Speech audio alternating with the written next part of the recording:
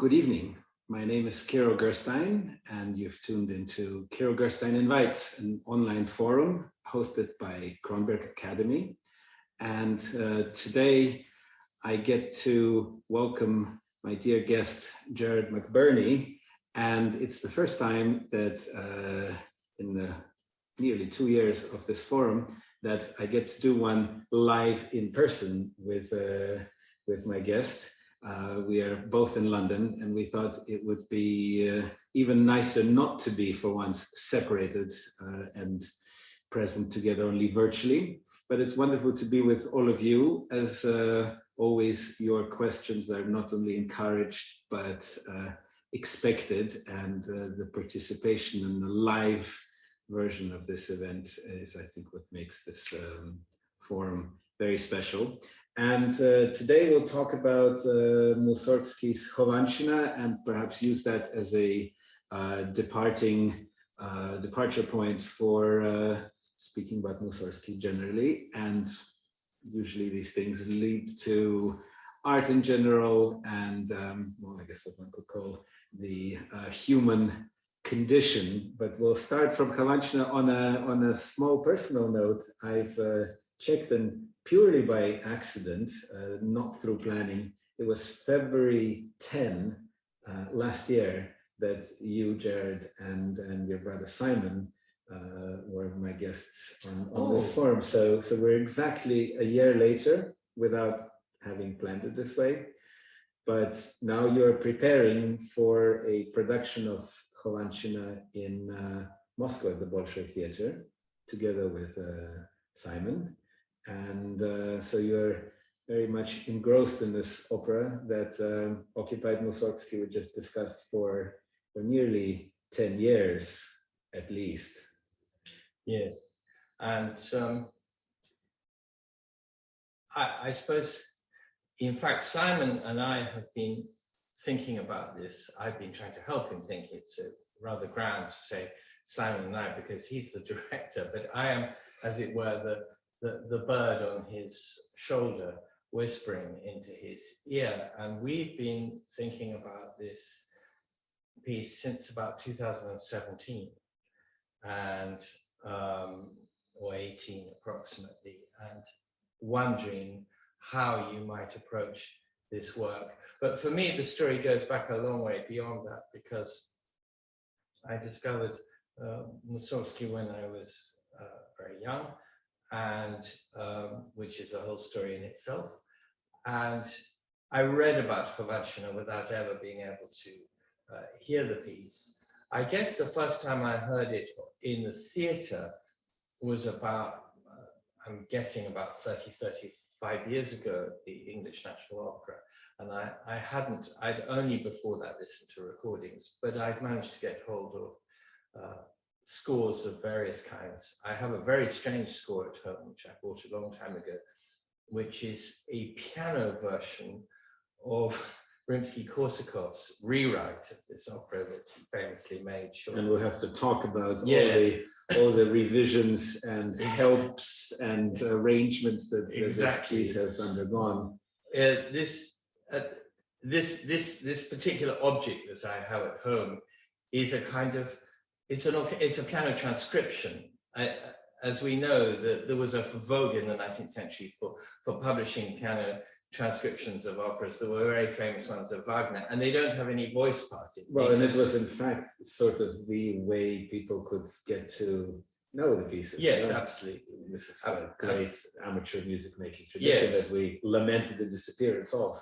Absolutely, and that was the first version of Khovanshchina that I actually had, and I'm not a pianist, and some of it is very difficult to play, so I had only a vague idea of what was going on, but it has the words along the top in French, which is rather jolly, telling on what is going on and more or less what the characters are saying. So could we start, I mean, there's so many places to start from, but when you and I met earlier, I think in October, you spoke about the libretto, and in fact, with your excellent Russian, but you sent an email about some phrases that seem to be or possibly are impossible to translate. And yet you're tasked also in this project to essentially make a new translation. Well, yes, the idea of making a new translation is not really for other people, but for the team, for my brother, for his colleagues. And there are two of us who speak Russian on this project. Hannah Whitley, who I think's with us now, listening in. And she and I were fascinated by the fact that the published translations of this opera that you get in English are usually in the liners of CD notes. And they're either very loose and vague, or they're singing translations, which are very useful for singers, but not at all useful for understanding what the meaning of the words might be. And as Hannah and I started to dig into the original text, it appeared to become more and more incomprehensible. In fact, this is rather cheeky of me as a non-Russian to say, but I came to the point where I was thinking, do the Russian singers really know what they're singing about here? Because it's very, very odd, a lot of the language. Now, if you read a popular biography of Mussorgsky, the standard teaching is approximately, I'm simplifying here because you can get lost in the byways, but he made a triumphant entry into the world of opera with Boris Godunov, which is effectively a setting of a cut-about version of Pushkin's great play. So he was dealing with an already existing literary artifact.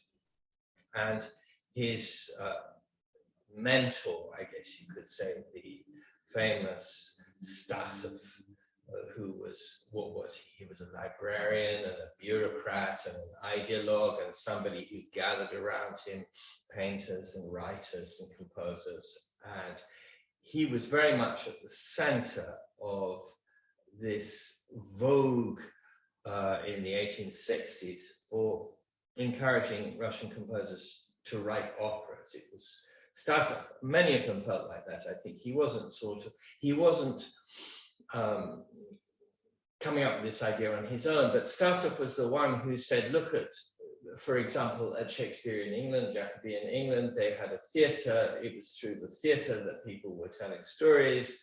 The Italians have their operatic tradition and so on and so forth. We, the Russians, need an operatic tradition, which is not just good opera, but which is telling the story of our country and our culture. And it goes plugs in nicely to the whole the rising nationalist art schools now all over Europe. Yes, especially Eastern Europe. Yes, absolutely. And one has to remember that Wagner was already well underway, and that especially when you look at The Ring and you look at the astounding relationship of the text of The Ring to Jakob Grimm's famous study in mythology. What becomes very clear there is that from the beginning that Wagner was, his intention was, if you like, to tell the destiny of the German-speaking peoples through this cycle of operas. He wasn't the only one who wanted to do that either. So this was an idea that was around, as you say, all over Europe. Mostly we didn't have very much of it in this country. There are not very many opera composers, and certainly no good ones, telling the story of our country. But the Russians wanted to do that, and it had been kickstarted earlier, of course, by Glinka's famous A Life for the Tsar, which was also called Ivan Susanin, and the Soviets preferred that. Yeah, that was preferred during the yes, Soviet like all of those Soviet Russian stories, it's a little bit more tangled than it appears on the first. It's not simply a question of the Soviets renaming the opera. Glinka himself had various ideas about what the opera should be called. Anyway, it's not an opera that gets done very much in the West, but for Russian composers of that generation that followed Glinka, Mussorgsky, Rimsky, Tchaikovsky, A Life for the Tsar was very inspiring, as also was Glinka's magical opera, Ruslan and Lyudmila, but that's not what we're dealing with here. We're dealing with, so Glinka, if you like, started two two rivers flowing. One is the fairy tale opera, and the other was the historical opera, historical drama, which has the way of, its intention is not merely to, if you like, to teach and embody historical events, but to convey a sense of the implacable destiny, the destiny of the Russian people, the destiny that underlies Russian history. I was thinking today, actually, on my way here, that there's a connection here, not just with the people who are writing historical operas at that time, but in the 19th century, in the mid-19th century, there was a fashion for historical novels of this kind, which in many languages, which somehow tell the story of a nation, and even odder to us now, because we have so much less connection to it, was the enormous dominance of historical painting, which now we look at rather askance. I was just visiting a few days ago the wonderful exhibition here in London of late Constable, and that led me to look at Constable's famous lectures, which he gave, I think, in around 1840 in the Royal Institution, where he makes a case for the importance of landscape painting and says, you know, landscape painting is just as important as historical painting. Well, of course, now that seems comical to us, because I can't think of anybody who'd want to go to a gallery to look at a historical painting. But this was important. It was some extension of iconography practice. Yes, it was. Absolutely. And if you go to just thinking, if you just stay in the Anglosphere, and you go to the great industrial cities of the north of England, all the big town halls there have huge historical paintings, or maybe not all of them, but many of them do, which tell the story of King Arthur or Alfred the Great or whatever. And you go to the great town halls in America, you find the same thing, the settling of America and so on and so forth. Even if you look at the sculptures around the Albert Memorial right by the Royal Albert Hall, it's the same thing. It's basically a propaganda historical exposition of the. So which parts? So for some of our participants that perhaps might know or have been less in touch with the piece, what is the historical setting and events that Khovanshchina deals with? Of course, we were just quoting that the very first choral number starts with a lament for Russia, Mussorgsky, so the woes of Mother Russia, which is so very poignant and pertinent.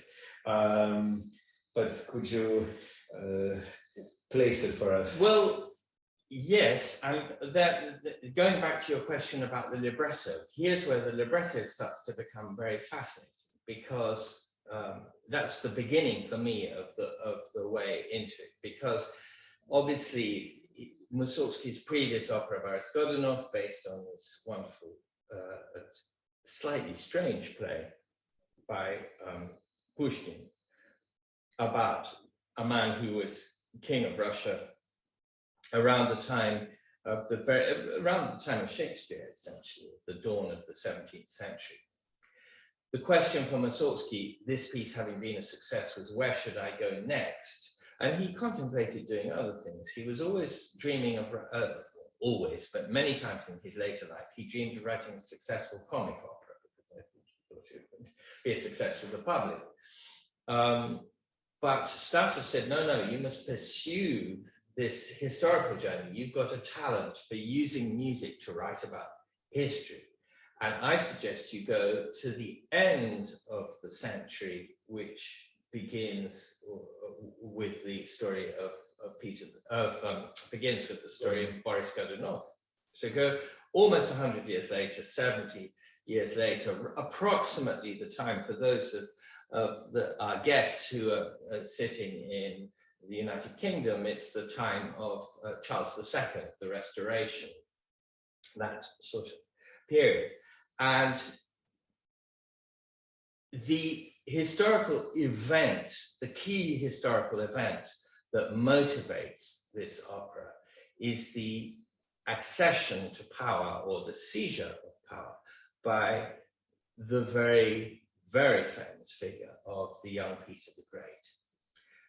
Peter, unquestionably one of the most important monarchs in the whole, rulers in the whole of European history, world history, one might say. I mean, Russia is inconceivable without taking into consideration what this man did.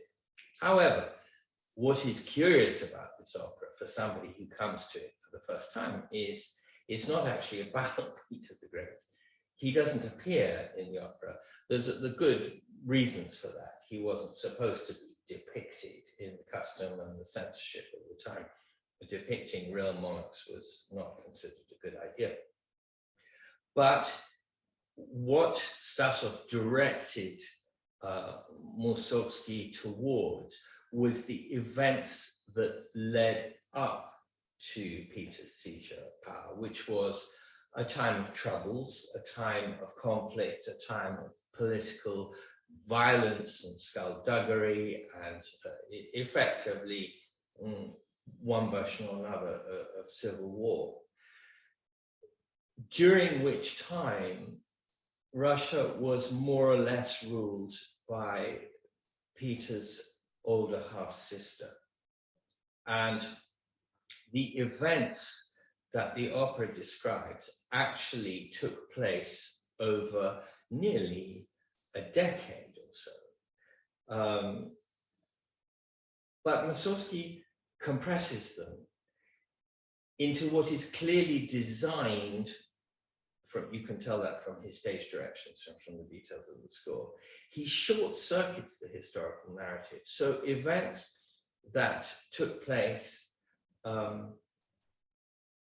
6, 7, 8 years apart are smooshed together in a kind of blender.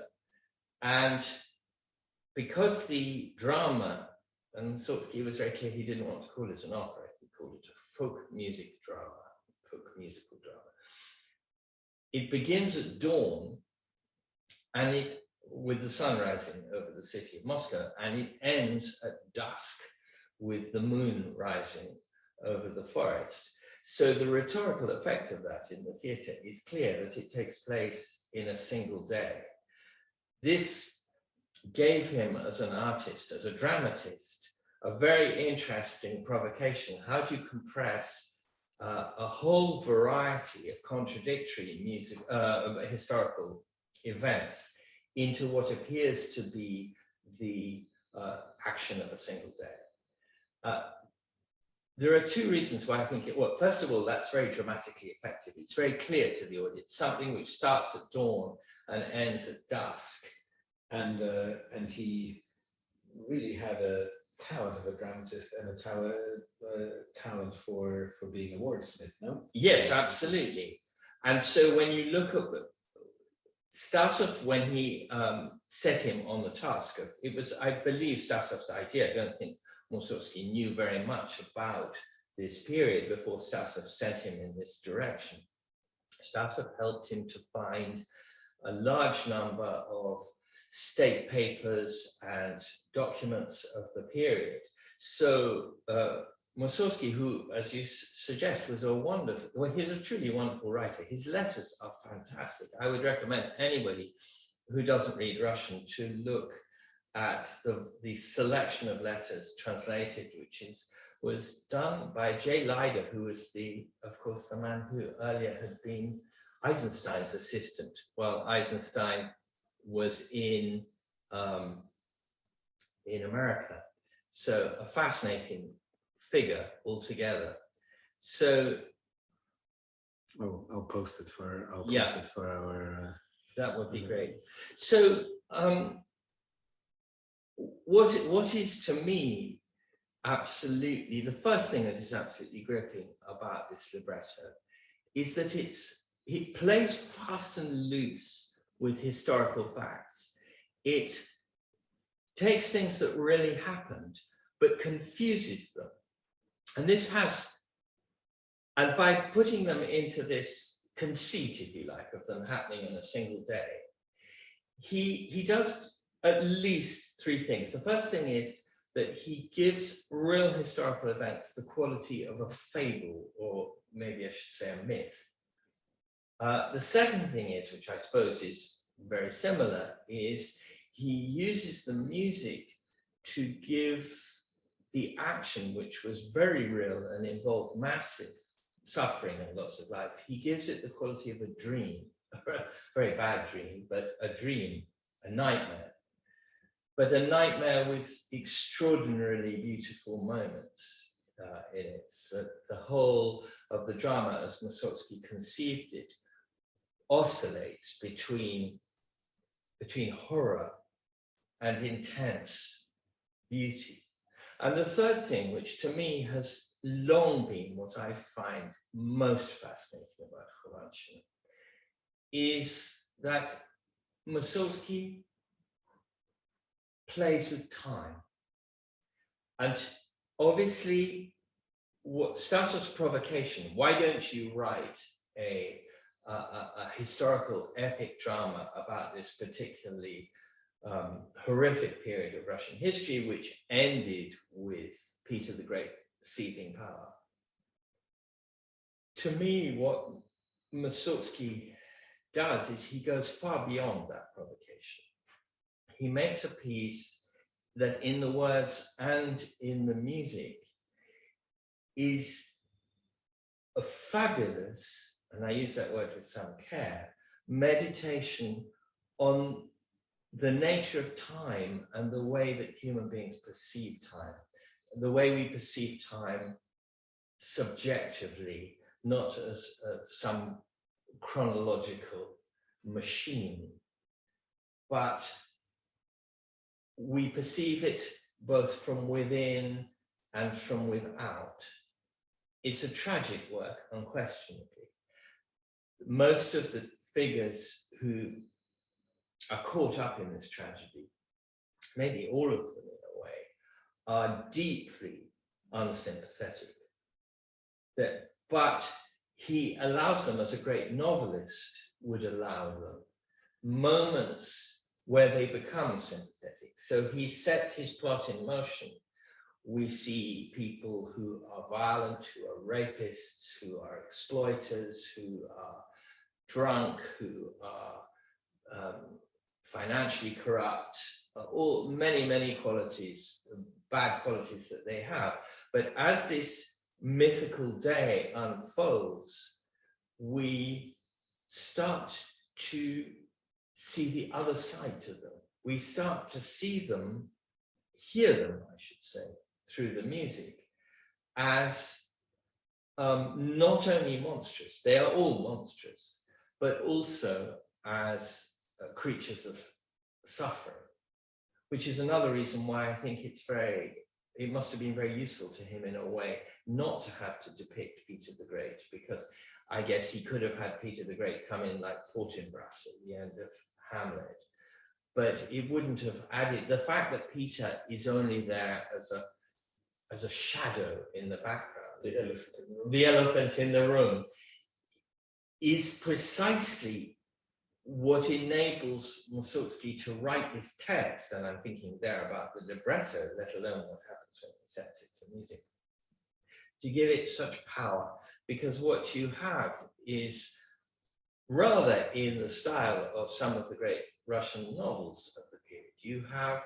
a panoramic depiction of what Mussorgsky portrays as a historical moment. It wasn't really a moment, it was a long period of time, but he compresses it into a moment, and therefore time becomes, as the great, thankfully still with us, Russian composer Sofia Kubaydulina would say, she's very keen not to say, you have horizontal time and you have vertical time, and in Khovanshchina, horizontal time becomes vertical time, a verticality, interestingly, which is embodied in one of the strangest images in the libretto and I guess in any staging of the opera.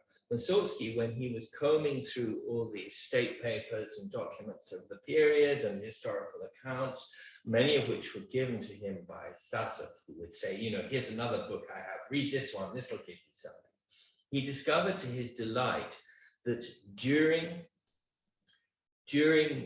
the period of these historical events, which later became called the Khovanshchina, which is usually translated rather lamely into English as the Khovansky affair. But a Russian... Shina has many more implications. Yes, well, it's your language and not mine, but a friend working on this project said, you know what it really is here? It's the Khovansky shit show. It's there is an element of anger and contempt, it seems to me, about this Shina. And muddiness, and I think a certain sense of continuity. Yes. It has an implication of an ongoing process. Yes.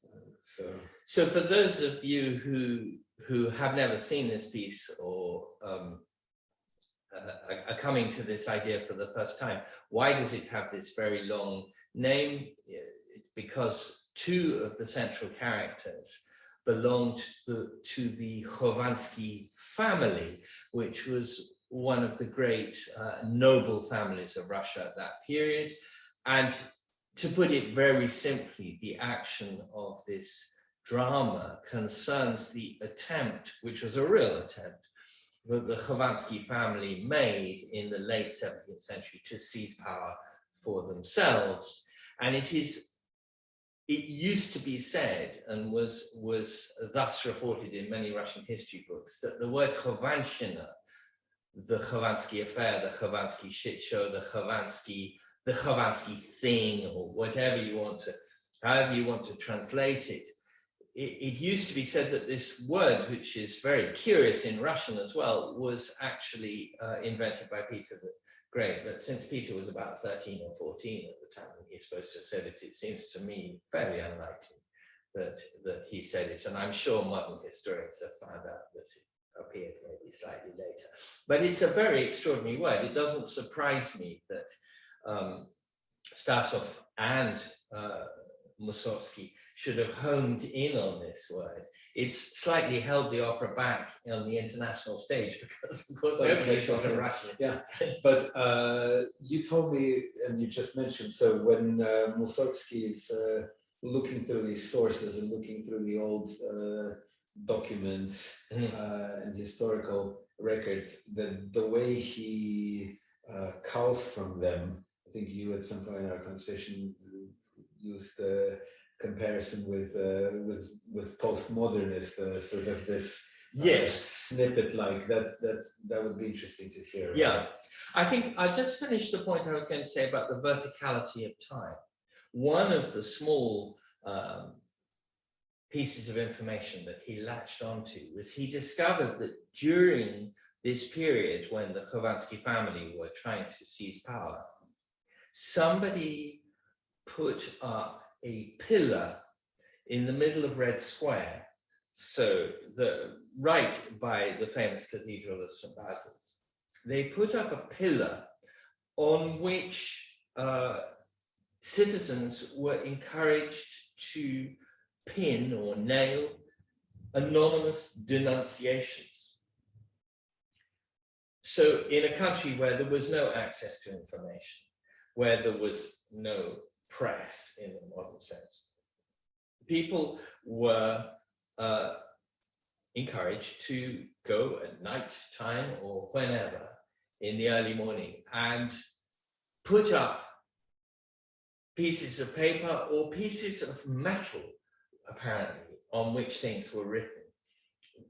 So slightly similar to the talking statues in Rome and Pasquino, no? Yes, absolutely. I hadn't thought of that. What I did think of a year or so ago, I was watching Adam Curtis's most recent extremely pessimistic film compilation, telling us all about how we got to the stage where we are now politically in the world. And he has a long section in his most recent film, which is about Deng Xiaoping's attempt to create a wall in Tiananmen Square at the beginning of the liberation after the death of Mao, where people could come and express their grievances anonymously and pin up denunciations of one another and declarations of injustice and so on and so forth. And I was watching this with my wife, and I turned to her and said, this is Khovanshchina. This is what Mussorgsky was talking about, this pillar at the beginning. And the idea of the pillar keeps coming back and back. In terms of the action, it only plays a really strong part in the plot in the very first of the 5 acts, but that's about a quarter to a third of the whole opera. So the whole of the opening of the drama takes place against this bizarre object that it isn't there now. If you go to Red Square now, you won't see this thing. And as far as I know, there are no reliable images of it. There are various later depictions of it in history books about what it might have looked like. But we know it was there. We know it happened. There are even those historians who say that it was actually the Khovansky family themselves who put it there because they thought that it would foment unrest. Exactly. And there's something about the flatness. Of course, Red Square is not completely flat because it's built on a hill, but it has this curious curved, like an endless prairie, this curious quality to it as a place, and that this pillar, vertical pillar, was stuck in the middle of it. And then there are various images later on. Mussorgsky was clearly haunted by this idea because later on in the libretto, in subsequent acts, he several times stresses the idea of something which is vertical against something which is horizontal. And to me, this was the first, when I latched onto that, that was the first time that I started to understand, feel that I was, understand is perhaps a rather dodgy word when you're dealing with Mussorgsky, but I started to feel, to grip something of what he was trying to, what he was playing at when he was creating this piece, that he was turning something, as I say, that was horizontal into something that was vertical. He was making something that teeters on the edge of timelessness out of a series of events that very much took place, really took place, and took place in time. But you were mentioning a moment ago how I said to you, which is, I suppose, really why we're both sitting here, how I mentioned to you that the deeper that I got into the libretto, the more it seemed to me like a work of, if not of postmodernism, then prophetic of postmodernism, at the risk of sounding very pretentious, which is not something I've ever been afraid of doing, so here goes. There's a moment in the second act of the opera where Mussorgsky introduces us to another of his evil characters, another man who really existed, a prince of the Golitsyn family, which is a family that is still very much around. And this particular Prince Golitsyn was one of the people who was vying for power at this time. And whether through Stasov or whether on his own, I sort of imagine through Stasov, Mussorgsky was shown or discovered 2 real letters that Golitsyn was sent. One was a very famous letter which has been much reproduced in the literature by Peter the Great's older half-sister, the regent, the regent princess, Sophia. The original letter is quite long. It's a letter, a very anxious political letter about making plans. But it's expressed in a very odd and rather exaggerated language, which led people at the time, or very shortly thereafter when the contents of the letter were made public, it led people to imagine that Golitsyn was the lover of Sophia. I think modern historians would raise a very serious eyebrow to this, because I think that reading of her original letter comes from a misunderstanding of the way that the aristocracy wrote to one another. There's in Sophia's language, there's a lot of my dearest one, and they use the second person singular to one another. One of them is royalty, one is simply a member of the upper aristocracy. But it was read at the time as the idea that these two were lovers, and Mussorgsky was clearly quite fascinated by this. Very quickly, when you start reading this letter, it becomes that you start to enter an area of the demonization of women, which is something that, of course, is very much in the news now, with the idea that, cherchez la femme, whereas in fact, that if you look carefully at the original letter, its meaning is almost certainly something completely different. So Mussorgsky had this letter, and he also had a letter that was to Golitsyn from Golitsyn's mother, who was another very powerful political player. Golitsyn's mother was, this is a real letter, the letter still survives, was very worried that her son was getting in deeper than he could get out of, which was, as it turned out, was absolutely true. But here's where it starts to get even more interesting. If you look at the two original letters, and then look at Mussorgsky's rewriting of those letters, he is playing fast and loose, not just with time, but with the original text. He's twisting, breaking. You could do a whole study just of that very small moment in the opera, which quite often doesn't get done, because to begin that enormous long second act with Golitsyn sitting at his desk reading not one, but two different letters from two different women is quite dramatically challenging. It presents a challenge to the people who stage it, it presents a challenge to the singer. And for us in the audience, given that the language is very thick, very contorted, and Mussorgsky has done it where he's filleted the original letters, he's changed what the original letters say, he's exaggerated, made the language more grotesque, he's spliced sentences together, so there's a kind of mannerist quality to it.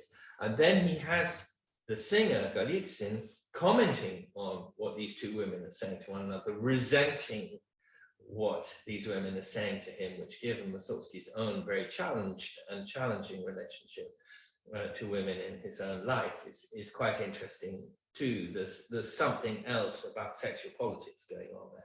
But on the literary level, to me, is absolutely fascinating. It reminds me, as I said, at the risk of sounding pretentious, it's a bit like what James Joyce does in Ulysses, where he plays with original documents but parodies them, even more so, of course, in Finnegan's Wake. But he's not the only, Joyce is not the only writer to have done something like that. It's quite a common strategy of certain kinds of modernists, rather than postmodernists, to take original material and distort it. And when I was able to look, because I've never really, my Russian isn't good enough for a start off on a casual acquaintance. I love hearing Russian, speaking Russian, reading Russian, but when I go to the opera house, I don't instantly grasp every word any more than I do in a Benjamin Britten opera, grasp every word that they're singing in English. There's too much information happening in the opera house to do that. So I had never before, in the last couple of years, I suppose it was, Hannah Whitley and I both sat down with the original text and went, well, I'm afraid I went, holy cow, look at what he's doing with these letters.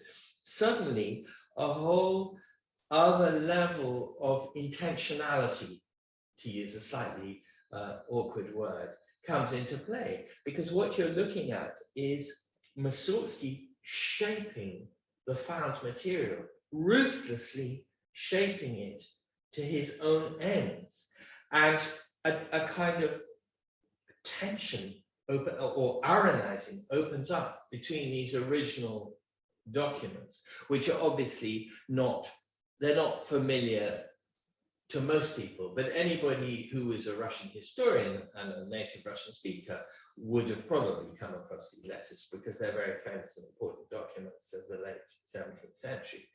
To see what he's doing with them, to see how he's playing with them, why is he cutting them in the way he is? What is he trying to do with this? What is he trying to, the two letters that he received, of course, that Golitsyn received, he received at very different times. Like a film director, Mussorgsky is coming in and making a montage out of this in order to do what he needs to do with this character. So this is just one. There are many, many, and very many varied such moments in the course of this text where you see Mussorgsky playing with found material, shaping it, twisting it, giving it a meaning very often that was not there in the original words. And to me, it's absolutely fascinating to see the composer himself playing with this found material. As I started to sink myself into these words, I started to, if you like, stand back from this music, which I love, but I never convinced myself that I understood it or had any idea what it was about, really. I started to see the play of this man's feverish mind, the way that he is shaping the words in order to reveal something that lies beyond and behind the historical events that Stasov had tasked him with writing an opera about. I suppose one way to look at it would be to look at it to say that what he's doing with the words here is psychologizing with them in a way that I would, if I had to I don't want to sound like a polymath because I'm absolutely no polymath, but if I had to compare it to anybody, I would compare it to what Dostoevsky sometimes does. And Dostoevsky, almost exact contemporary of Mussorgsky, and somebody, an artist with many, many parallels. And I think, as is well known, I was only a few days ago looking at the famous Grand Inquisitor chapter from the Brothers Karamazov, which in a different way is playing with found material. It's playing with stories that already existed.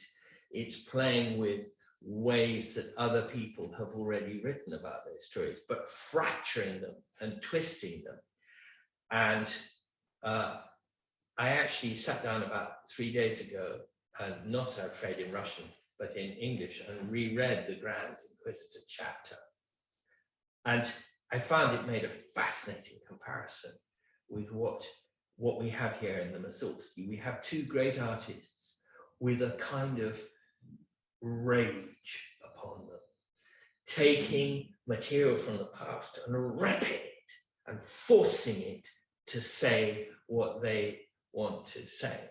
But of course, Dostoevsky was not, in the conventional sense, a composer, although I do believe most strongly that his Russian is, to a large extent, composition in sound. But there is something very, very interesting here in the Mussorgsky, which made me think, if that's what he's doing with the words, then what on earth is he doing with the music? That's what's been on my mind to ask. So, is this really, do you find it's reflected similarly in what he's doing with the musical materials? Is there also this twisting, turning, and forcing into? Yes. Well, the answer to that is certainly yes.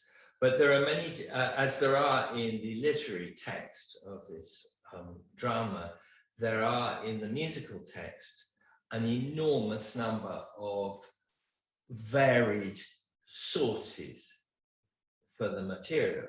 Some of which, as with, I mean, it's clear to me now that the great deal of the libretto, although on the back of a record or something, you might read he made the libretto entirely out of found materials. He didn't. A lot of it, he made it up. The found material in the text of Khovanshchina is like the grit in the oyster. And he allowed, because he was a very fine writer, he allowed, and a dramatist, I would maintain, a genius, he allowed it seems to me that what he was doing with these found objects, which so fascinated him, was using them to irritate his own imagination, so that he would then surround these fragments of authentic material from 150 years before, 170 years before, whatever it was, nearly 200 years before, actually. He was surrounding them with inventions of his own. And I would maintain that that is absolutely what he was doing in the music as well. You said also before that obviously there is this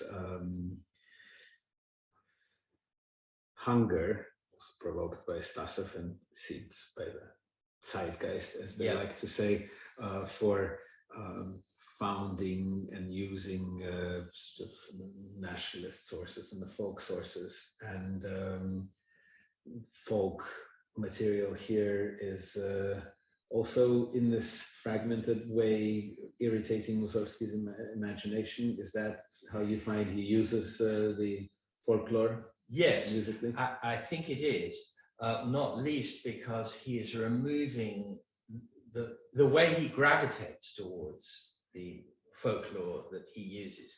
That, as with the words, there are clear moments in this drama where he uses actual found folk tunes, most of which we know were given to him by, or as the famous, the dean of Russian musical studies in the Anglophone world, the great American musicologist Richard Taruskin says, he uses a phrase that Mussorgsky got these tunes from his cronies and his drinking buddies.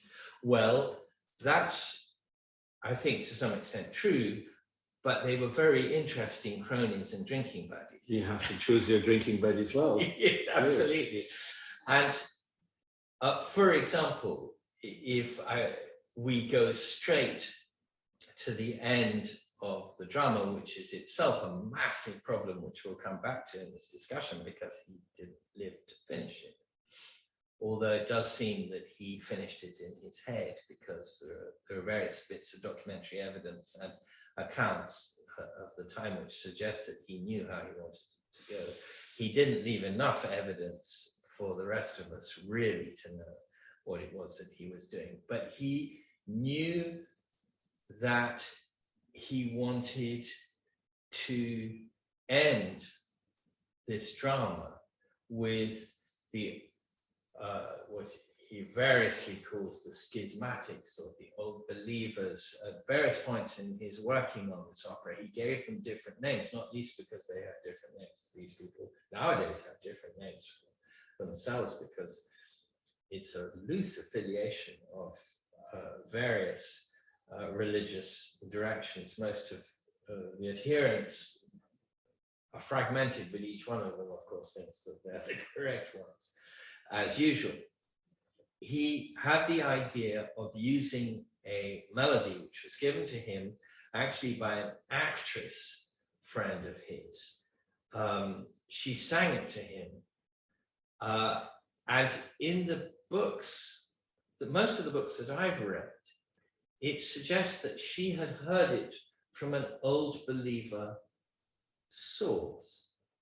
But I've been looking at this melody, and where she got it from was a town way, way in the south, in what is now Armenia. Well, it was Armenia then, but it was part of the Russian Empire. It's a town which is now called, maybe you've been there, I've never been there. I don't know how to pronounce it, Sirvan, Sevan, S-E-V-A-N is how it's spelled. Well, Sevan is a very, very curious town, because it was indeed it's by Lake Sevan. It was not an Armenian, though there was a medieval Armenian community there, but it was settled in the late 18th, early 19th century by religious refugees from Russia, by Russian-speaking peoples. But the curious thing is that they were almost all of them belonging to that religious group known as the Molokans, the milk drinkers, who are not, by any stretch of the imagination, the same people as the old believers that he was talking about in the drama. And his actress friend had gone down there. I don't know why she was down there. She'd been touring, I think. She'd been performing in Yerevan, and she'd gone to this place. I do not know why, except it's very beautiful. Nowadays, it's a resort. And she'd heard an old woman, supposedly, that was her account of singing this song. And in the literature, it's presented as an old believer, traditional old believer melody. I think a lot more work needs to be done on this, because I don't think it was a normal old believer melody. It is a very curious, the end of this drama, as one thing that most people will know, even if they know nothing else about this drama, apart from the Rimsky-Korsakov's or Shostakovich's orchestration of the prelude, which we heard the Shostakovich version at the start of our discussion. That has a real life, because it's a very beautiful piece, which is something I would love to come back to in this discussion. But it has a life as a concert piece, because it's a good concert opener. The end, the other bit that people will know about is that the end of the drama is where the old believers burn themselves alive, and out of that fey, a sort of Jonestown massacre, which is an apocalyptic ending, and indeed going back to what I was saying about the moment when vertical time meets horizontal time. If you look at what the characters are saying, really saying, during the that last act, even more so, and Hannah Whitley was just helping me with this a few days ago. If you look at the original version of the libretto, there are bits in the text there which he doesn't seem to have said, though we don't know because it's in such a pile of fragments, the fifth act. There are bits in that text where the text is much more explicit about this idea of time, as it were, pivoting into eternity. And that's where this beautiful melody comes in. So back to how this man was shaping the folk material.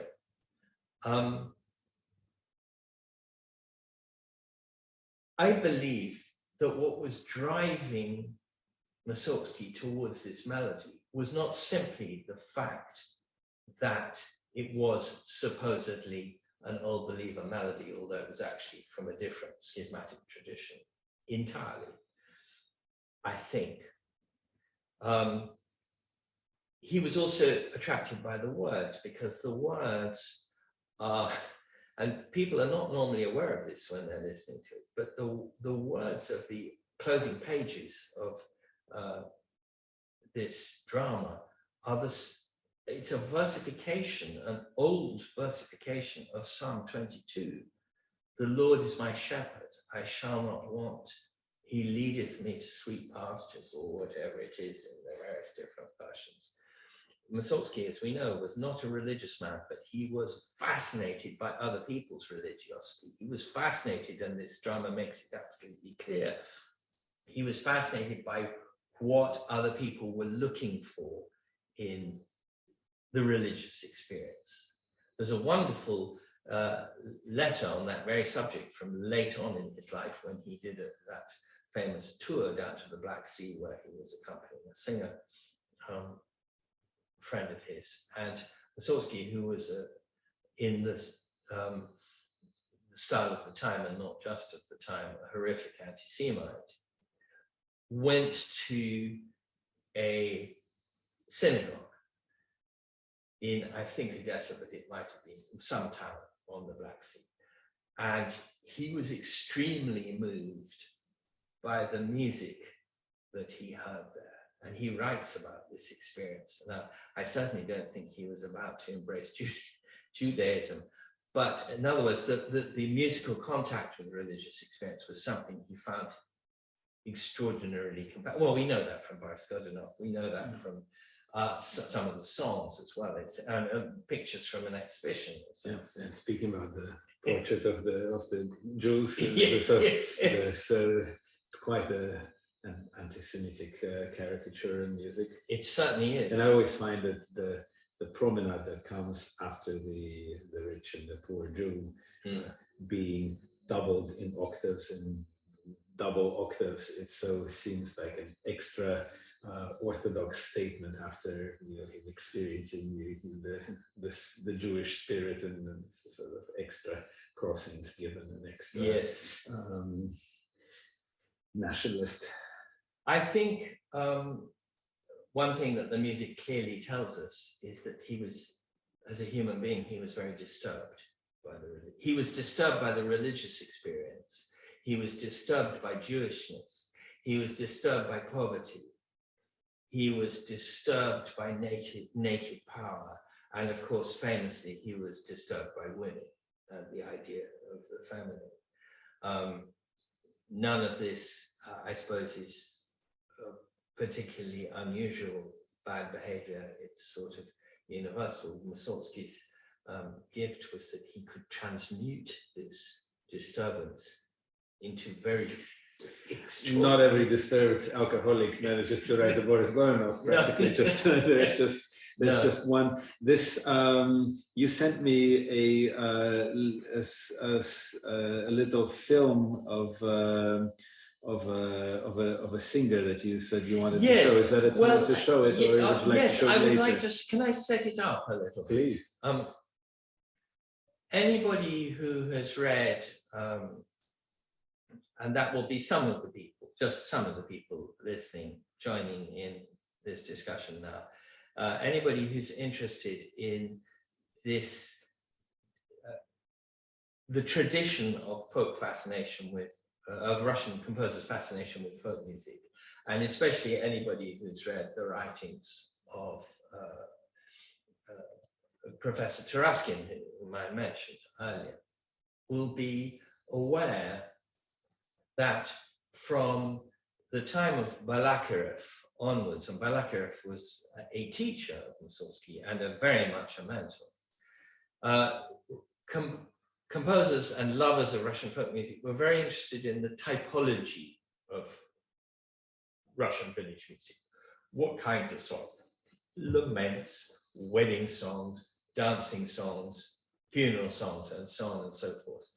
And the particular form of song that many of those composers, but especially Mussorgsky, latched onto, which then Stravinsky latched onto, because he uses this idea very much in the beginning of the famous beginning of The Rite of Spring, is this kind of song, which is usually a solo song, called a protyazhna, which I guess it would be easiest to translate into English as a drawn out, an elongated song.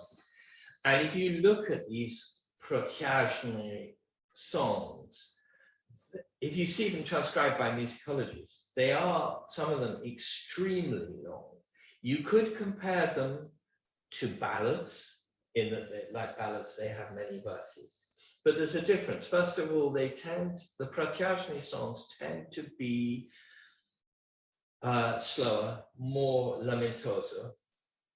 We know that typical examples of composers imitating protyazhna in their written down composed music are the promenade from pictures from an exhibition, the bassoon tune from the beginning of Boris Godunov, the bassoon tune from the beginning of The Rite of Spring.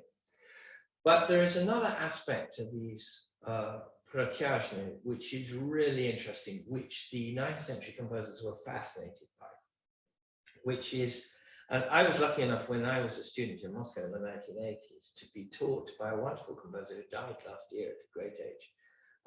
Very little known in his native land, and certainly not known outside his own country, called Roman Semyonovich Levinyov.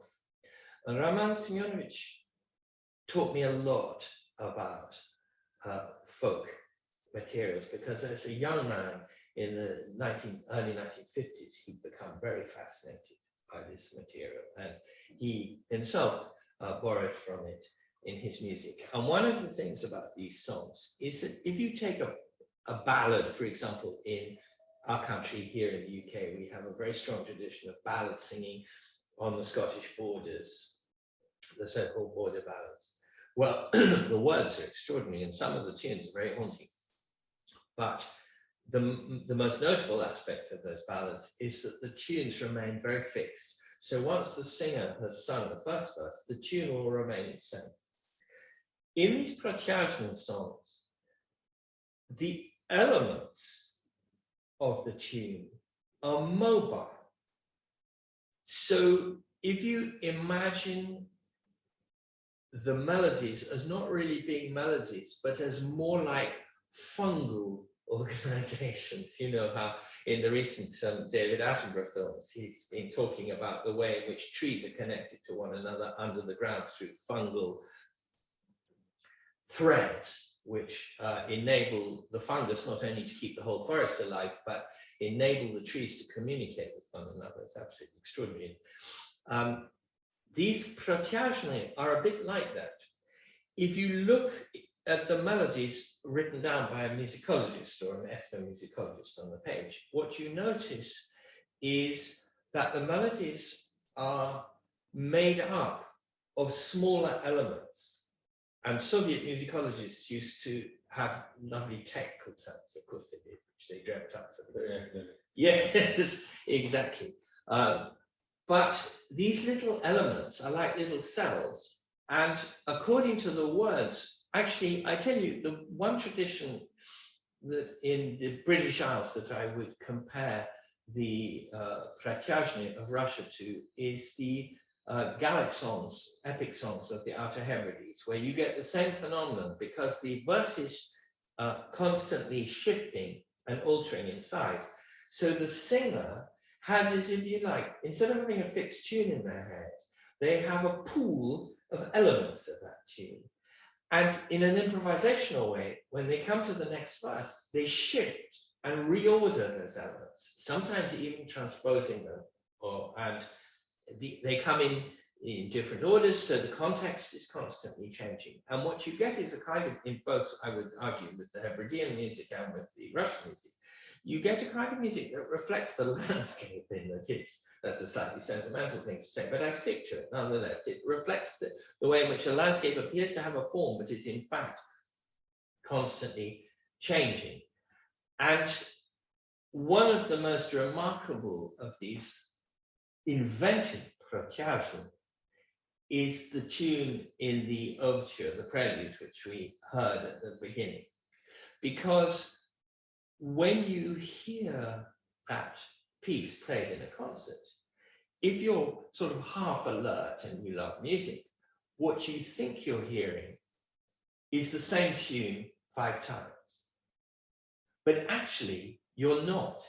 Every time it comes back, it's different. He's altered the elements, but it's not like a set of variations by Beethoven or Brahms. It's variationists that they talk about. Yes, yes. Which Tchaikovsky liked very much also. Yeah. It's a very non-Western European idea. Yes, and Tchaikovsky, through Tchaikovsky and indeed Mussorgsky, it passes into Rachmaninoff. And you get a spectacular example. Another piece which is very influenced by protyazhny is the Second Symphony of Rachmaninoff, where in that famous slow opening, which always reduces any audience worth their salt to tears, what you have is these elements of a pratyazhne, which are being, because he was an orchestral master, they're being spread across the whole range of the orchestra. And what you get is a kind of virtual music or a three-dimensional music where your ear is being attuned from the very beginning of the symphony to the possibility of traveling many, many different ways through this melody. And as we were working over the last 2 or 3 years, I found this, it appears to be a village singer. She's actually not a village singer. She's if you like, a professional Russian folk singer. But it's fascinating to hear what she does precisely with the kind of melody that you get at all over Mussorgsky, but especially at the beginning of this drama, Khovanshchina. The prominent in the pictures is also, it feels that if you would insert any number of repetitions of any 2 or 3 note motives, it wouldn't change the sense of the thing. You could absolutely as many times.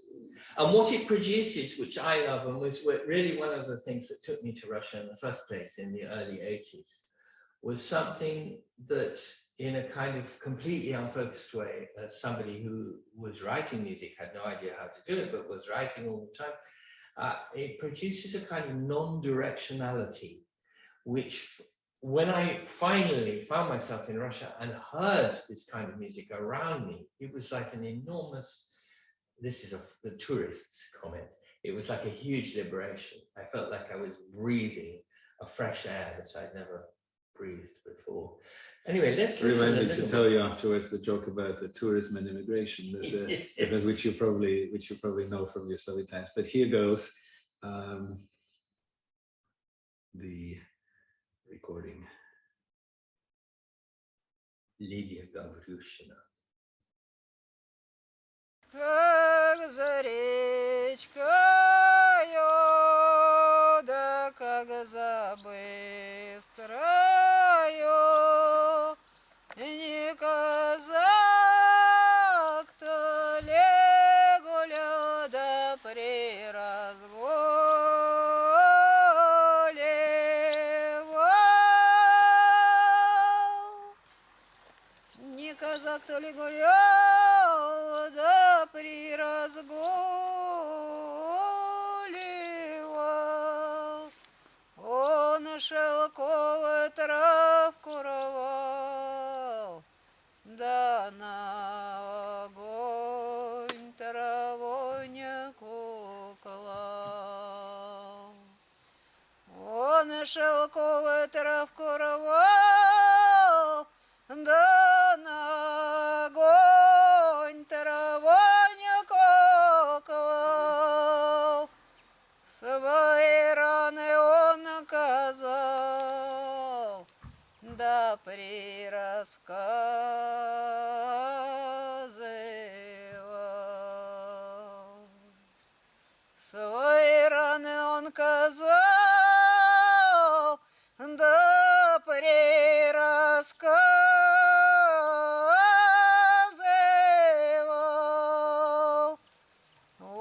Оши раны ли вы мои, раны тяжелые.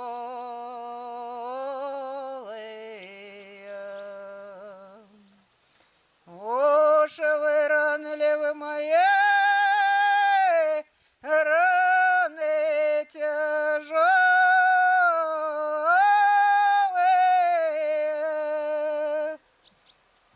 До чего вы раны дошли, до сердца выняли.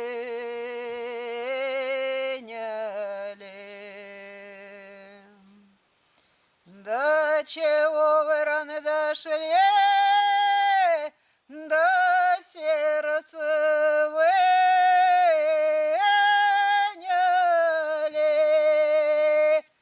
Как с этих болеких ран помирать казак отстал. Как всяких ран, да помирать казак отстал, помирать казак отстал, коню наказывал.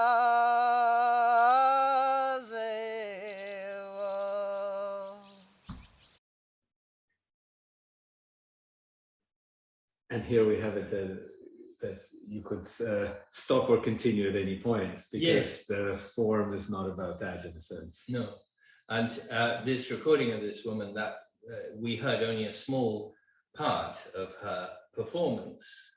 I love the sparrows cheeping in the background as well. Yes, I'll paste for those that want to watch the whole thing and continue diving into that. Here's the link.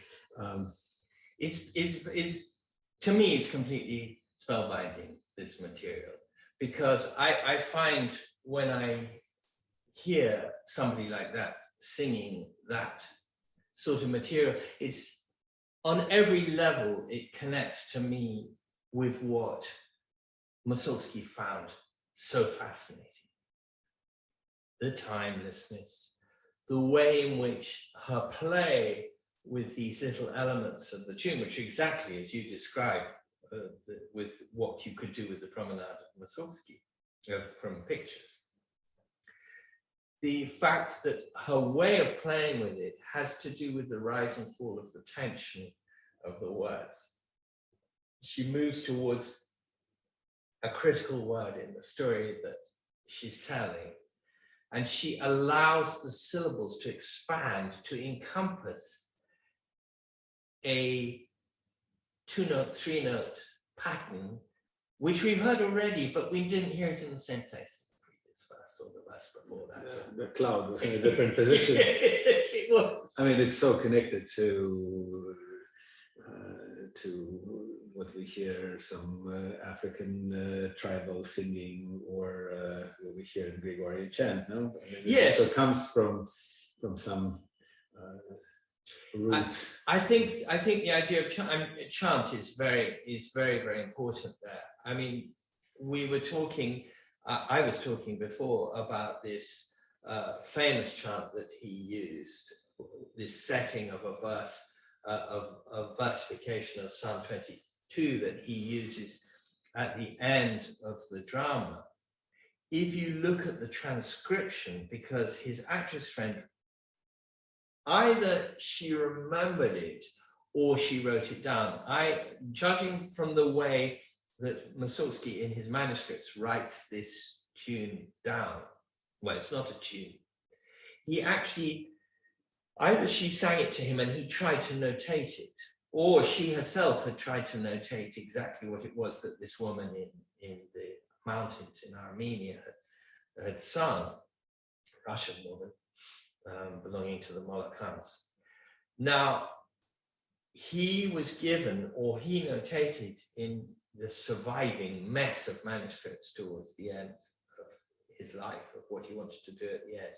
He made it clear, he told several people he wanted to use this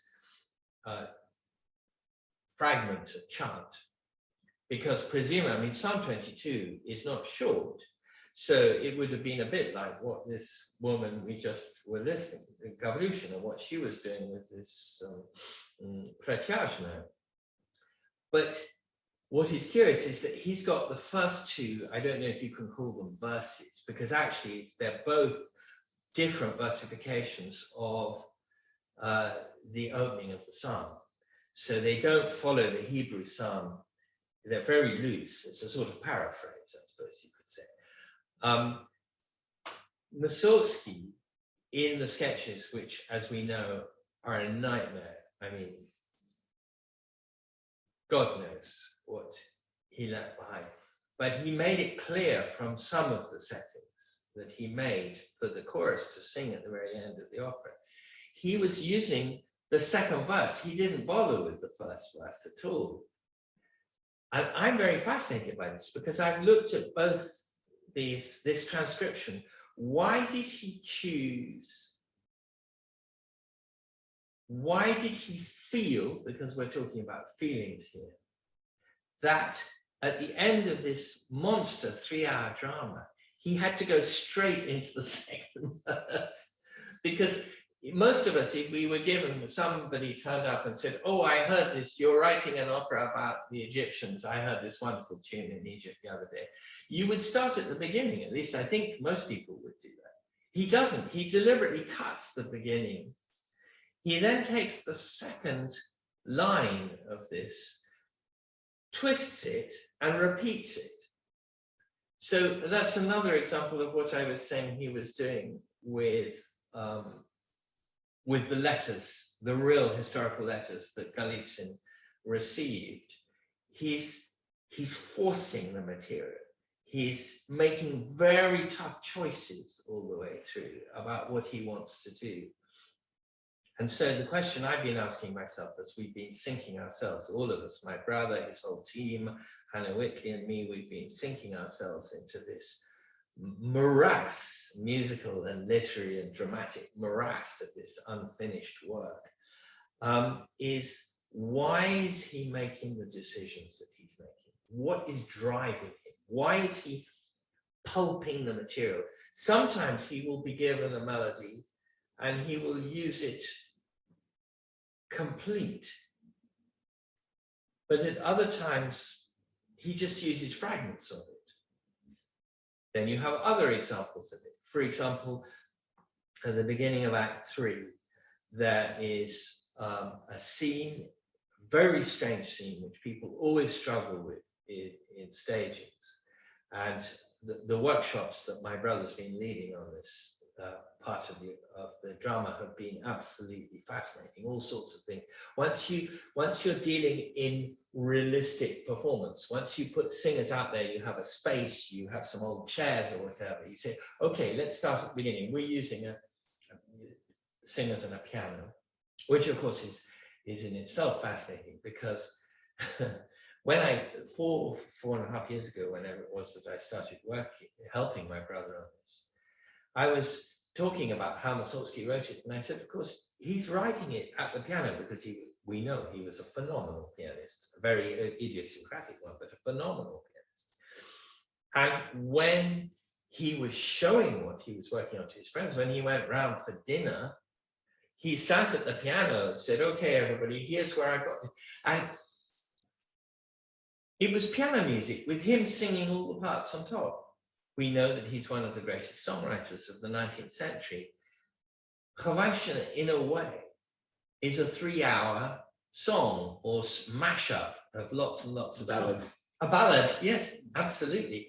It's a piano piece. I mean, the prelude is a piano piece. He played it as a piano piece. And Rimsky, when he was orchestrating it, was trying to capture something of the colors that his friend was able to conjure up from the piano when he said, I think the opening of my piece will go like this. And of course, as with the Protyazhny, he did it differently on different occasions.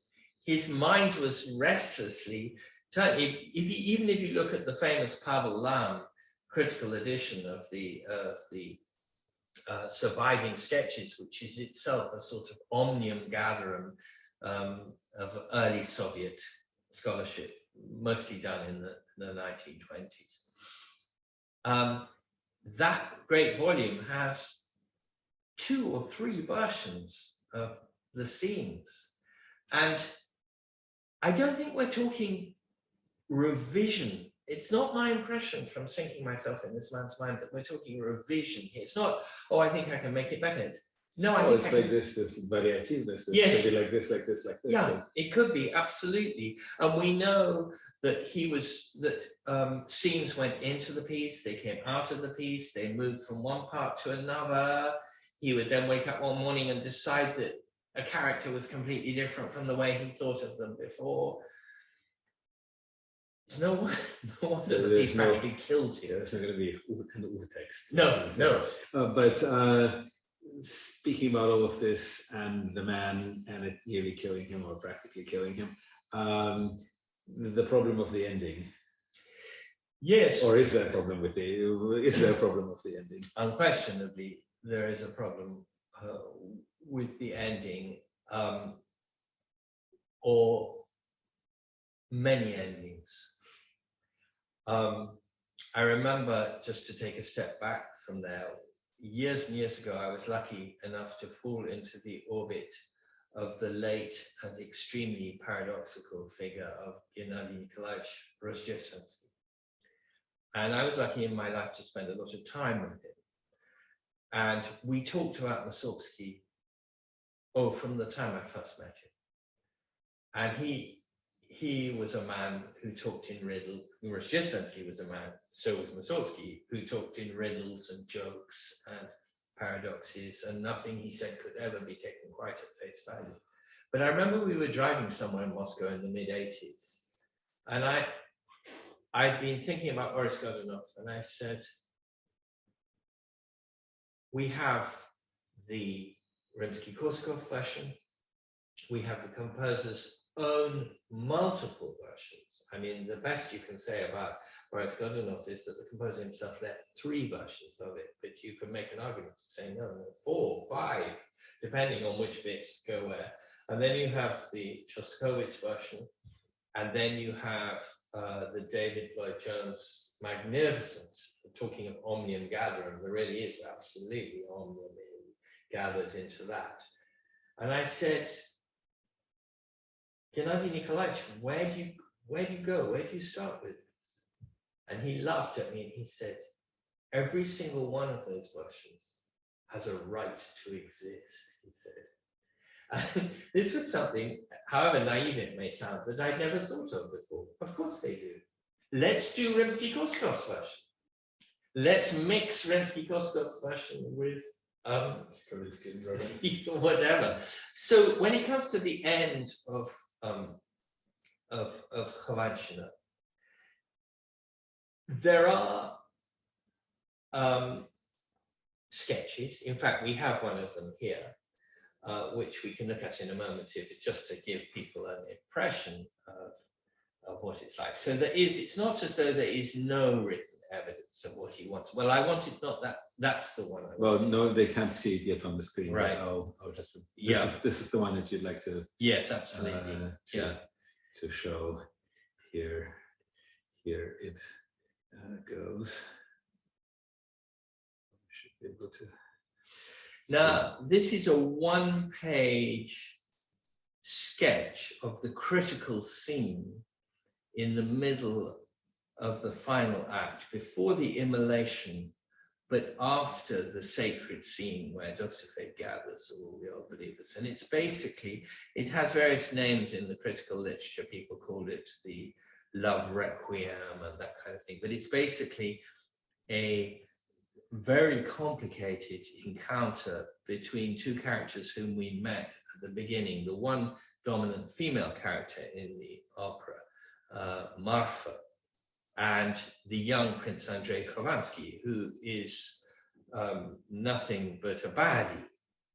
But for some reason, Marfa loves him or hates him or whatever it is that she feels towards him. And the two have this almost satanic encounter right at the end of the drama, before the fire starts. And if you look, they can see the page now. Yes.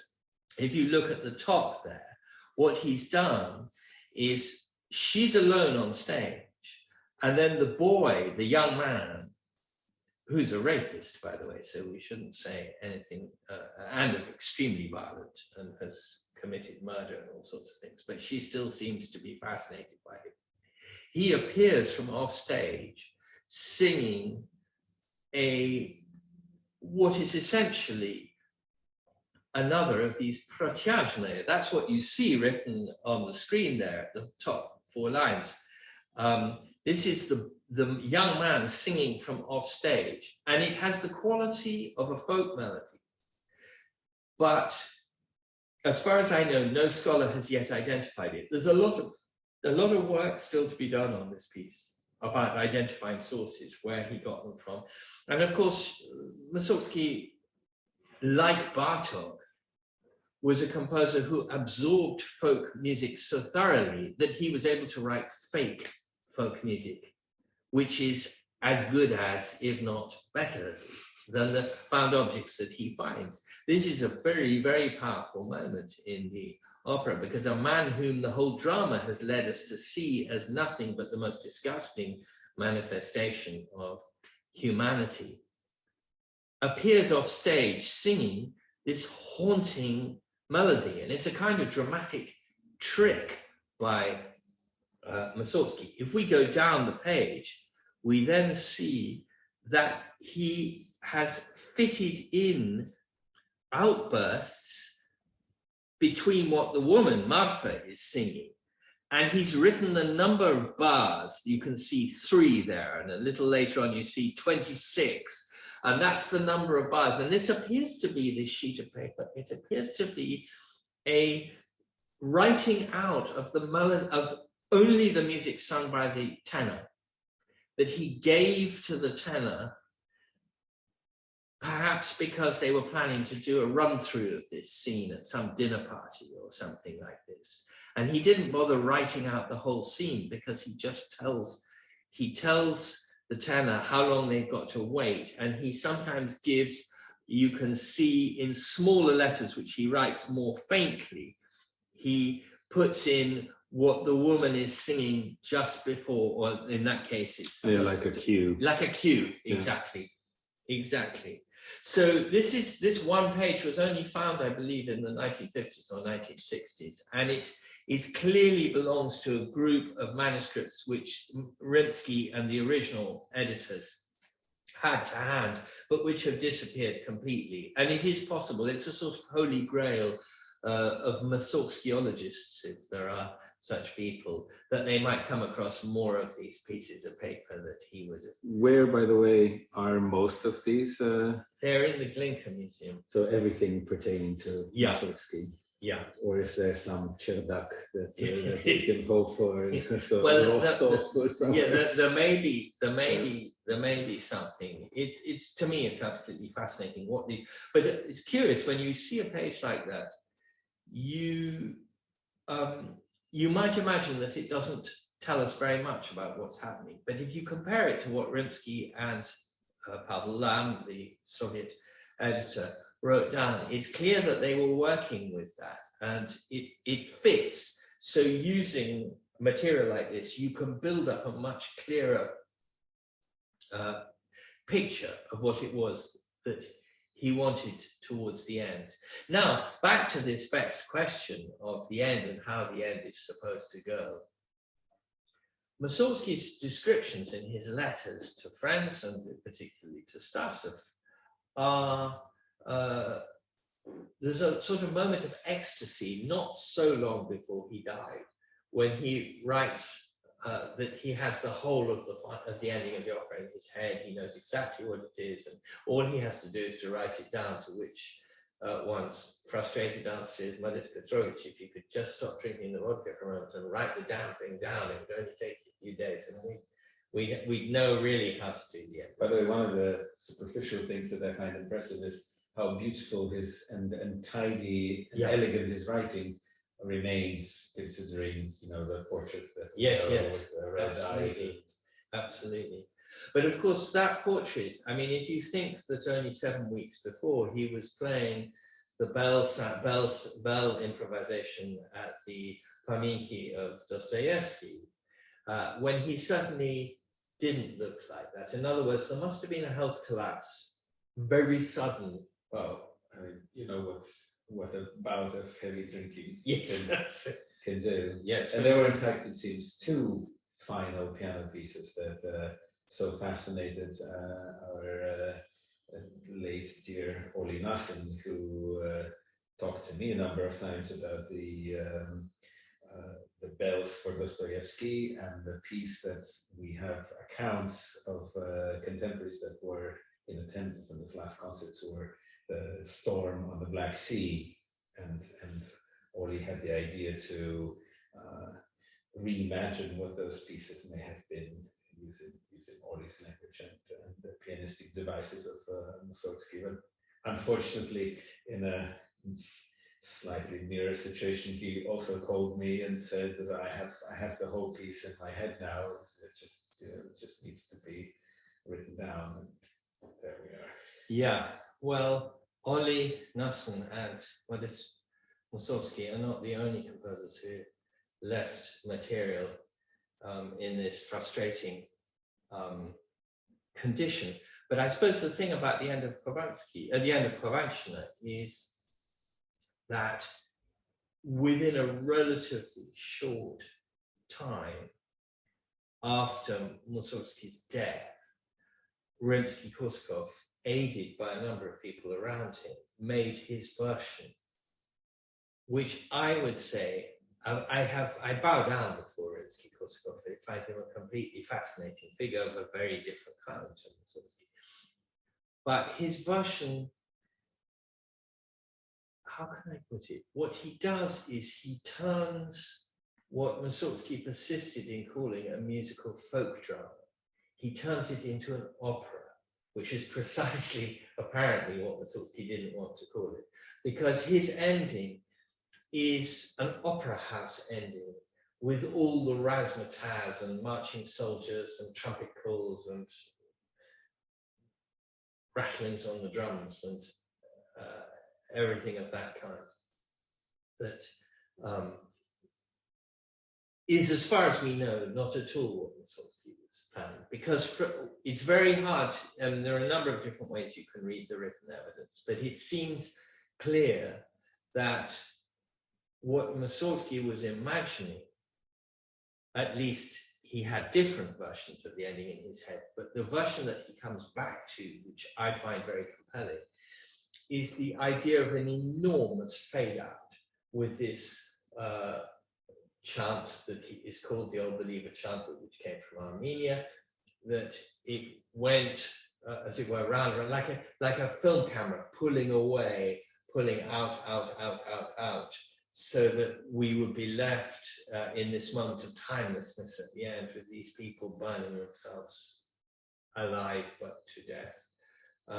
And this, what he seems to have imagined was quiet music, but people get nervous about that in the opera house.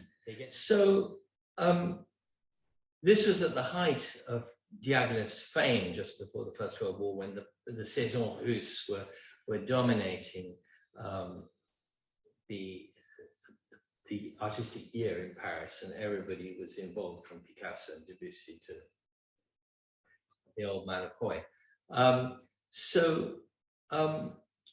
He had the idea, Diaghilev, of asking Stravinsky, with Ravel's assistance, to make a new ending that followed more or less what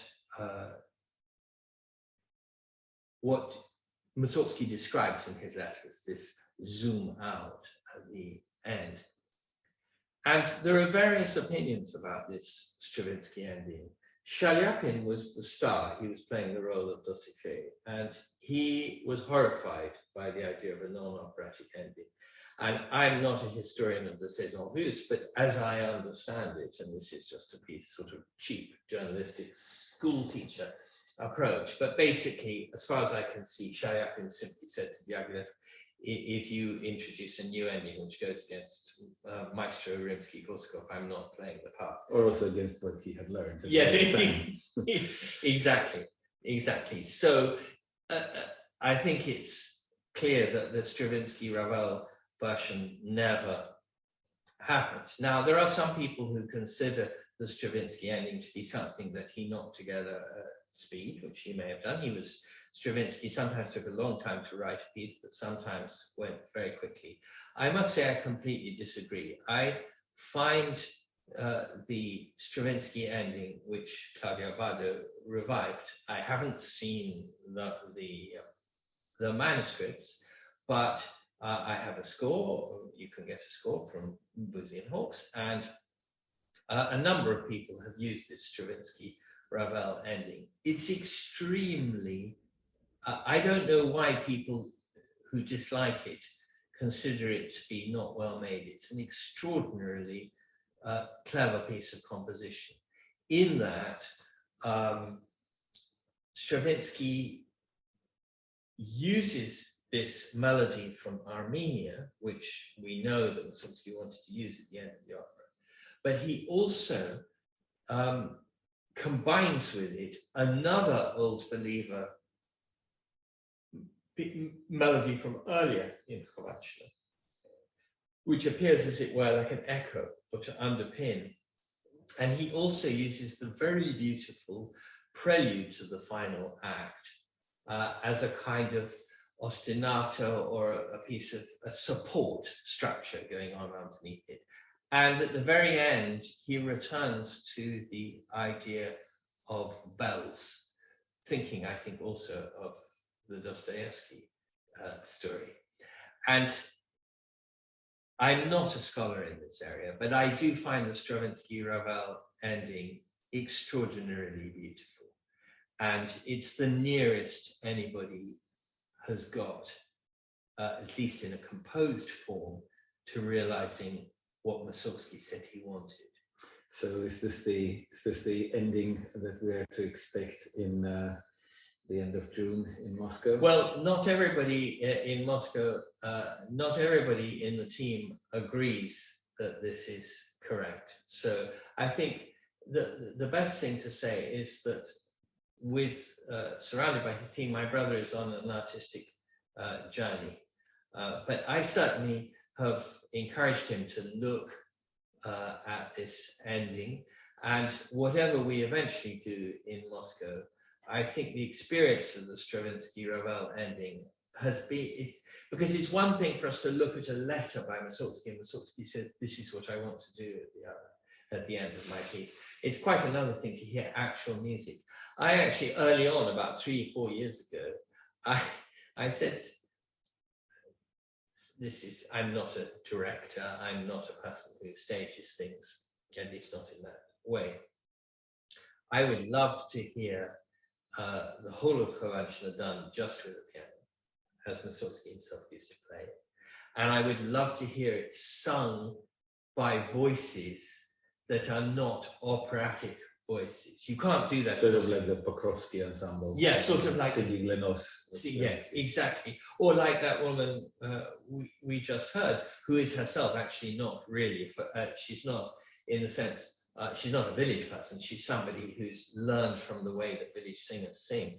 And I said early on to Simon, what would happen if we just ended this drama with the chant sung as it really might be by a schismatic somewhere out in Siberia, or they say Golos with borscht, a voice with borscht. Yes, that's right. To me, it would be extraordinarily moving, but I also understand, and we are in show business. We are in show business, and this is Bolshoi Theatre, which is one of the great opera theatres of the world, and there is a limit to what you can do. So, and I'm just a, as I said at the beginning, a bird on my brother's shoulder, suggesting things from the point of view of what I understand, what I find in the score, what I find in the text, and so on, what it seems to me to say.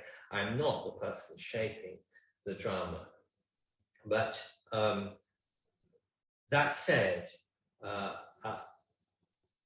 I do know that my brother was very moved when he heard the Stravinsky-Ravel ending, because it is a mystical ending. It is an ending which is anti-operatic, and it does, to an extraordinary degree, capture, which is, I guess, what Diaghilev asked Stravinsky to do. It captures the moment when horizontal time turns truly into vertical time, when you move from the temporal into the timeless. And Ravel's role in this? Well, I heard various accounts of this, and I've never seen his manuscript, but it is beautifully orchestrated. And if as I understand is the case, that it had to be created rather speedily, I can well imagine that Stravinsky made the piano score and Ravel orchestrated it. The orchestration is very ascetic. A very distinguished Russian musician said to me a few days ago, but of course the Ravel-Stravinsky ending goes much better after the Rimsky scoring, because Ravel's sense of the orchestra, and indeed Stravinsky's, comes closer to Rimsky than it does to Shostakovich. Well, that's absolutely true, but on the other hand, the orchestra is not very dominant in this ending that these two men cooked up in Switzerland in 1913 or whenever it was. And it's primarily a choral experience, which after this hugely choral opera, it seems to me very powerful. I don't myself feel a huge need for the orchestra to have the last say, a la Götterdämmerung or something like that. It seems to me that this is a drama deeply about the human voice and the capacities of the human voice, whether those voices have wash in them or whether they are more classically trained operatic voices. I haven't even begun, of course, to discuss the fascinating question of how Mussorgsky writes for the voice and how he organizes this material, but that's maybe a discussion for another day. And there's so many directions one still wants to go in, but you spoke a little bit, and so whatever you can share. You spoke about Mussorgsky's stage directions, that there are some indications of how he wanted it staged. Yes, there are indications of entrances and exits, and I think, and this again comes from the Ginka Museum, and it was Hannah Whitley who pointed it out to me, in the year after Mussorgsky died, there was a text published, a libretto, before Rimsky had come up with his performing version. There was an official libretto published, I imagine under the editorship of Stasov. So as Stasov was a very interfering human being, the question of how many of the stage directions in there are actually by Mussorgsky and how many are by Stasov is a whole question to be asked. But the nature of the imagining in those stage directions certainly leads me to think that at least part of them must be from out of the imagination of Mussorgsky. But I have no evidence because it's so difficult to know what we're doing when we're dealing with such fragmentary material. And finally, a teaser question: what are you doing? What direction is the directorship or directing going, or is there anything you can or want to say, or other? No, there isn't really, because for Simon, the process of creation continues up to and beyond the first performance, and things only become clear once they take on physical dramatic reality. He's always been adamant about that the drama takes place in the room. And the one thing that my brother has never, ever been is what used to be called in Germany a concept director. The idea of what you make of a text, because it is a text of a kind, or be it a very chaotic text, the idea of how you stage something, never for him comes from the idea that he's walking along the street, and I think it would be great if everybody was dressed in 17th century costume or something. Yeah, that's exactly.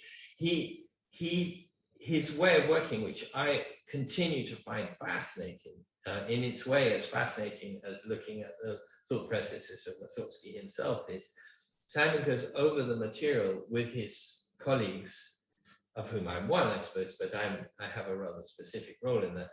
He goes over the material with his theatrical colleagues over and over again, trying it in different ways, trying to find what the music says. That's for him as his starting point. If you do it like this, does the music speak? Does it speak to us? Does it really tell the story? And he's a very persistent man, and he will just keep on doing it many, many, many different ways. And theatre management. I've lost count of the number of times, well, lost count, but on a number of occasions in my life, I've been in various places around the world. I think of Los Angeles, I think of New York, I think of Bergen, where the intendant or equivalent person thereof has come up to me just before the first night and said in despair, do we even have a show? Because for Simon, the idea of fixing it is a travesty. It's a traducing of the live material of the dramatic musical experience. It has to live. And in order to do that, the outside of it must never be fixed, because if you do that, you suffocate the candle that is in the heart of the music. Well, this is a beautiful and very touching description, I think, of an ideal creative process. And so in that way, it sounds like a wonderful match with Mussorgsky's versions that are, in the best sense, inconclusive. Yes. And this living process that Simon, you, and Hannah and the team are involved. So I think the answer is we have to go to Moscow on June 22nd. Yes. And see thereafter. It also is planned to come to as I say, an opera house near you. Yes. Doesn't it? Well, an opera house near various people around the world, I think. Yes. So so hopefully we'll see all of that very soon. One can hear you talk and ask you questions for hours and hours, because you possess both the passion and the encyclopedic knowledge. So so I hope we'll have more of your wisdom shared with us on future occasions and soon. But I think this felt like a very beautiful arc that you've drawn, and as a professional speaker, even within a certain time span. So first of all, I want to thank you. Well, thank I want to thank all our listeners. Yes. And to tell you that that next week we'll have Anthony Beaumont, a composer, musicologist, a scholar, translator, writer, and he'll talk about I think a very different figure, but I sort of like the contrast that this week we spoke about Mussorgsky with you, and next week he'll talk about Zemlinsky, Alexander von Zemlinsky, a composer that he's been deeply involved with, and has written a book on him and edited a lot of his music. So I hope you'll join us then. I'll send out a mailing, and in the meantime, I am sure you, as I am, are tantalized to get deeper and deeper into this sprawling work of art that is Mussorgsky, Khovanshchina, and his music generally. So thank you, everyone, and to be continued in every way, and until then, be well.